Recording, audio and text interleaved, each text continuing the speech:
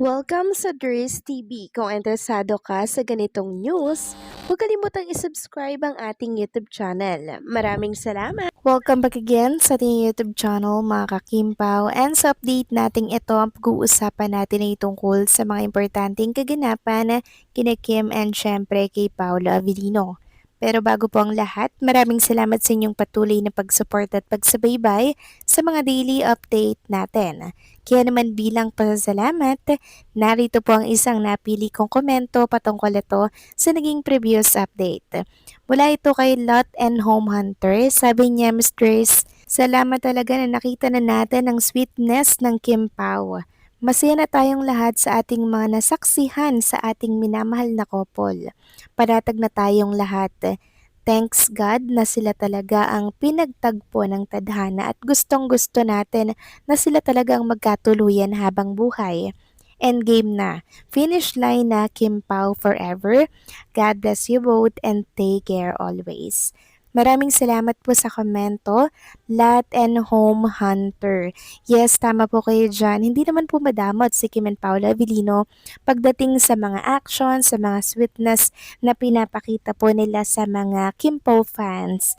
Binabahagi at sinashare po nila yan sa mundo ng social media. 'Di ba? Kasi sa mga simpleng gesture nila sa isa't isa, sobra tayong natutuwa at may kung ano bang nakakapagpawala po ng ating stress and syempre ng ating pagod, ng ating problema pag nagpapasaya na po si Kim and Paolo Avellino. So ano pa kaya mga kakimpo pag nangyari po yung isa sa mga minimithi po natin na mangyari sa kanila, 'di ba? Yung minamanifest natin, siguradong mapapatalon po tayo sa tuwa mga kakimpaw. 'Di ba? Kaya sana po mga kakimpaw ay keep supporting lang kay Kim and kay Paolo Avellino kasi kailangan po nila ang suporta natin para po mag-last yung career nila sa showbiz industry and syempre ito pong Kim Pao Tandem, 'di ba? So maraming salamat sa komento, Lot and Home Hunter. God bless po at mabuhay kayo. So eto na nga, pag-usapan na natin ang mga balita po na nakalap natin sa gabing ito or sa hapong ito ng Webes at unahin na nga nating pag-usapan ng tungkol dito sa mga picture ni Chinita Princess and Paula Avellino dyan po sa pagdating nila sa airport po ng Canada. So isa-isa ko pong ipeplex na lamang sa mga screen po ninyo. Pinag-compile na po yan ng mga Kimpo fans para nang sa gano'n na hindi po tayo mahirapan maglagay sa ating mga screen. So ang dami po talagang sumalubong sa kanila. Ayan po sa likuran ni Chinita Princess, makikita niyo po yung mga taong nag-aabang, talagang sobrang dami. They are so loved mga kakimpaw kahit saan po sila magpunta. Ang dami talagang nagmamahal at sumusuporta po sa kanila. Sabi nga dito sa post, they are so loved kahit saan magpunta. Good luck and enjoy the hashtag Love Kimpaw Canada Tour. Kim and Paulo. So, eto po yung schedule. Edmonton Expo Center. May 1 yan, which is bukas po mga kakimpaw. Toronto, The Arena Pickering Casino Resort. May 3 naman. So, magpapahinga lang sila ng isang araw, yung which is yung May 2. Tapos May 3, yun po yung last leg po ng kanilang show. Kaya naman, kita kids mga kakimpaw dyan po sa Canada.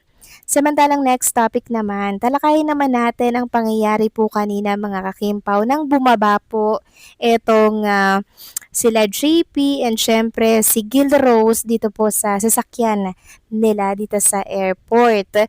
So nakita nga natin na sinundo po ni Chinita Princess and Paolo Avellino itong si JP and syempre itong si Gil Rose. Sabi nga dito, touchdown Edmonton, sinundo na ni Chinita sa kanyang kapatid, ang kanyang kapatid at sis-in-law, good luck Kimi and Pau Pau sa inyong show sa Canada. So ayan po, nakakatuwa lang dahil hindi talaga nakapag-antay si Kim Chu. Sinundot pinuntahan na niya ito pong kapatid niya pagkababa pa lang po ng kanilang sinasakyan. And also, kitang-kita natin na marami pa ring fans dito sa gilid po ng kalsada ang may mga dalang banner, mga kakimpaw. Nakakatuwa, 'di ba? Talagang maging si Gil Rose, itong si JP, pinagkakaguluhan po talaga sila. At ang nakakatuwa pa dito mga kakimpaw, nang nagkita po si JP at si Chinita Princess, syempre meron pong pa-surprise si JP dito po kay Kim Chu. Ayan po, may pa-cake kay Kim at merong nakasulat na Happy Birthday Kimi. So sweet naman itong si JP sa kanyang kapatid, no? Nakakatuwa mga kakimpaw. Kaya kitang-kita sa mukha ni Chinita si Princess yung kanyang kasiyahan, 'di ba? And syempre yung pasasalamat na talaga namang nag-effort pa talaga no itong si JP para po sa kanyang birthday. And alam nyo mga kakimpaw, eto pa ang ating nabasa dito. Ito daw si JP ay brother-in-law na ang tawag kay Paulo Abilino. Nabasa ko lang din to kay si Kikay. Sabi dito, wow, nagkita-kita na sila brother-in-law na ang tawag ni JP kay Paulo. Oh, kinasal na siguro sa civil. Ayan na ang tawag eh. Tapos kung magdikit ang lovebirds, ibang-iba na. May pinanghahawakan na relasyon dito talaga kami sa couple na to. Tapos, mababasa dito, sinalubong na agad ni JP ang kanyang ate Kimi. Support kung support pati sa kanyang brother-in-law.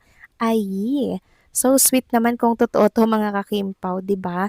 Na brother-in-law na ang tawag kay Paulo Avellino, 'di ba? So kung totoo man nga po itong mga nababasa natin sa mundo ng social media, eh syempre mga kakimpaw, tayo na po ang pinakamasaya sa balat ng lupa dahil ito po talaga yung ating inaasam-asam para kay Kim and kay Paolo Avellino. Pero isa talaga yung inaabangan ko mga kakimpaw yung church wedding for Kim and Paolo Avellino. Dahil alam naman natin na hindi na po bata si Chinita Princess and si Paolo. Bata lang silang tingnan sa itsura. Pero yung edad nila, hindi po natin mababago yan. Ayan po yung edad na dapat nag-aasawa na sila mga kakimpaw. Hindi naman sa pinangungunahan natin, pero parang gano'n na nga mga kakimpaw, di ba? Kasi yung age, di ba, ng babae, pag umedad na po ng 40, mahirap na pong magkaanak. Oo, sabihin natin na nagpa-preserve na naman si Chinita Princess ng kanyang egg cell, pero iba pa rin po talaga pag sa sinapupunan ni Chinita Princess galing yung kanyang magiging anak or lumaki sa kanyang sinapupunan, 'di ba? So manifesting lang ng manifesting mga kakimpaw hanggang magkatotoo na itong ating mga kahilingan. Why not coconut naman, 'di ba? And also maraming salamat kay JP sa kanyang pagsuporta dito po kay Kim and Paula Avellino sa magiging show nila para bukas. And also, present din yan mga kakimpaw by May 3 kasi dyan lang din naman po yan sa Canada. So, all out support yan sa dalawang show ni Kim and Paolo Avellino this May. Kaya thank you so much dito po sa sister-in-law ni Kim and sa brother-in-law ni Paolo Abilino. So kayo ba mga kakimpaw, anong masasabi ninyo dito? Please comment down below. So paano hanggang dito na lamang pong update natin. Maraming salamat sa patuloy po na pagsuporta.